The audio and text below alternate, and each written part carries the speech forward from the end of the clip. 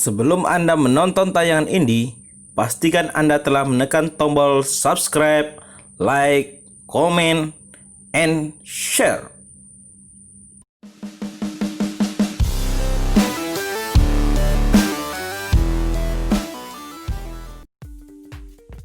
Ya, selamat malam dari kawasan Jakabaring Sport City.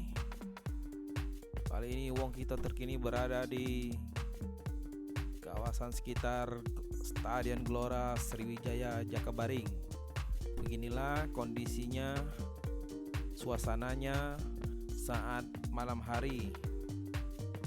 Stadion yang dipersiapkan untuk Piala Dunia Under 20 pada tahun 2023 mendatang terlihat sangat anggun. Ya, inilah suasananya. Selamat menikmati.